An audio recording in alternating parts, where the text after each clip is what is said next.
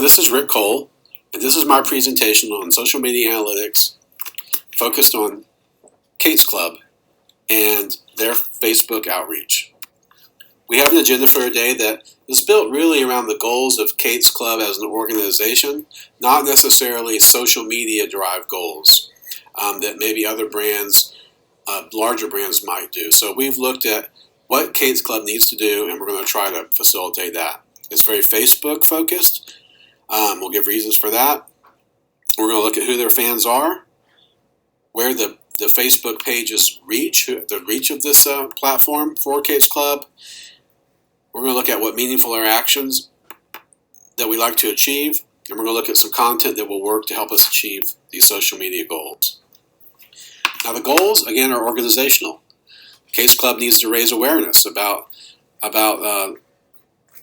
the service that they offer to grieving families and children who've lost a parent. They need to raise money. They need to find families to serve. They need to find volunteers. And they need to organize the community that's been built up around Kate's Club in Atlanta. Why Facebook?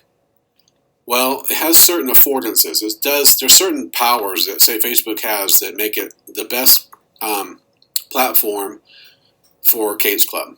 It has the most users, the most potential users of any other social media. You're able to tell a full story, present yourself in fully as if almost with the equivalent of a web page on Facebook. It's multimodal, meaning any kind of media is facilitated by Facebook. Some social media like Instagram really is tilted towards visual, but Facebook has text and conversations, all kinds of media as well as video and photographs. And a donate button. That is, there's interactivity that can happen on Facebook where everything that you need to happen can happen on Facebook. The second reason it's important, and that is that Kate's Club has already invested and cultivated Facebook as their number one social media platform. As this chart clearly shows, over the first 6 months of 2016, the overwhelming number of impressions were on the Facebook page. And for the intent of this presentation, we will be looking at that time period, January to June 2016, to draw all of our conclusions. So let's look at the Kate Club fans. Where are they? These 5 cities represent the bulk of Kate's Club users, and these are all really just neighborhoods in Atlanta. The smallest, 5% Brookhaven, is about 50 Kate's Club users, and they only represent the bottom. It's the number 5th largest. So everybody else is much smaller than that. So geographically, this is an Atlanta organization focused on Atlanta people and their needs. So that's important to think about. When we think about the Kate's Club fans, this is how I broke this down according to age and according to gender, male and female. And I'm trying to make a point here. If you look at these two graphs, they are like mirror images of each other. And, why is that? Why is it just that or is it always that way? Well, it's not always that way on Facebook. And you'll see in a minute, you're going to see a really lopsided graph. But what this is this represents people from 25 to 55. That's the child. Those are people who raise children or are the grandparents. And they are the ones who are most keenly interested and the most needy for Kate Club services. So I just found it interesting that these were so parallel. So Kate's Club fans are people in the child raising years. It makes sense. And they're overwhelmingly women, which kind of also makes sense. And is really going to lead us to my first recommendation. That is that Kate's Club should focus some of its content and some of its goals towards boosting fathers. That is, increase our outreach to widowed fathers and their children, because traditionally, men are less likely to be active on Facebook. So that's one problem. But they're also less likely to seek services from all kinds of social institutions and organizations, whether it be the government. They really are, even though they're a rising demographic as far as raising children, and therefore a rising demographic of raising children who've lost a parent, they really don't do as well as far as accessing services. They're also less likely to be supported by the community. Men are afraid to ask. They don't really like to ask for help.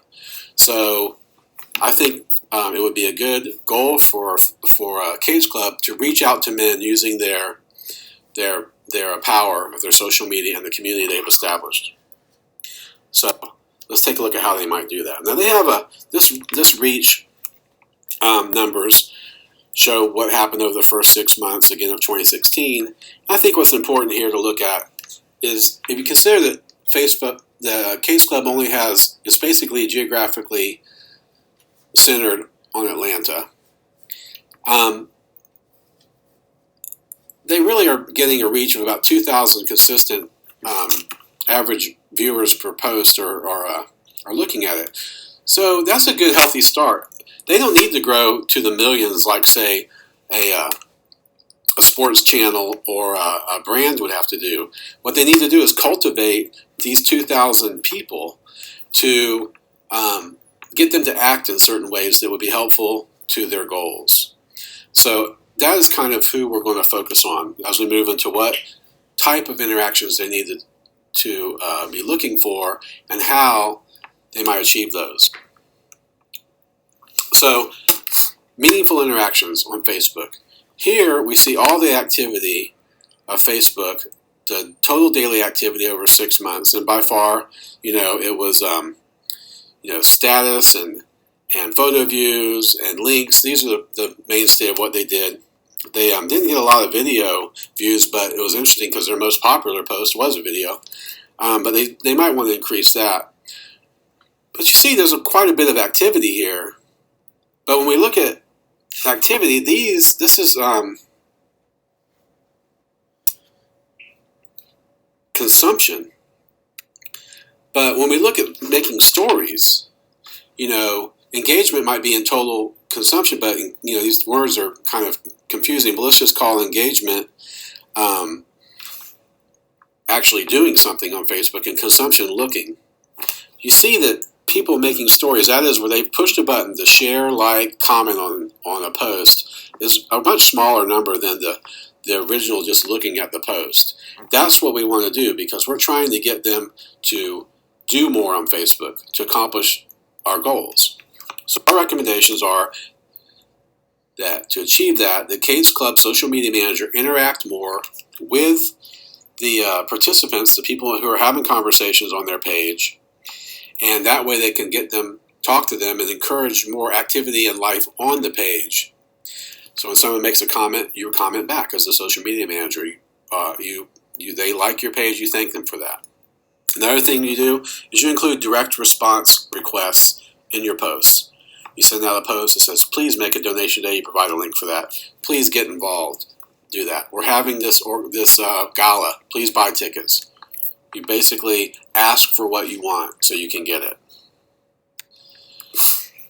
Now, again, we're looking back at that post by type over the 6 months, and you see that, again, use the same breakdown of video, photo, status, and link.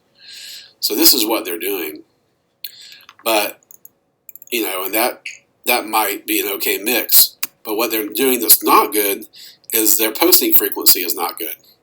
So what we have here is not just their Facebook, but their Twitter and Instagram also as an example of how inconsistent their posting is. And that creates a situation where people don't know when to look on their Facebook page and follow them. So according to Pew Charitable Trust, people who use Facebook go on it overwhelmingly daily, not weekly, not less than weekly. They go on it daily. So you need to be posting on a daily basis. And so how you might do that. Our recommendations are that you organize your content strategy so you know what you're doing well in advance. You have that planned out. You create content calendars to facilitate the posting of this on a regular basis so you don't get caught up in being busy with something else. And you operationalize distribution using Hootsuite or some other social media management platform so that even though you are busy, it's still automatically posting. So to recap, Facebook works best for Cage Club because of its own power and because they've cultivated it. I believe they should try to find fathers and underserved part of their community. They should push engagement out by communicating with their audience and by asking for what they want, and they should organize their content flow to optimize their presence and to end the inconsistencies. I thank you for that. I've also offered some additional readings if you'd like to check those. Thanks again.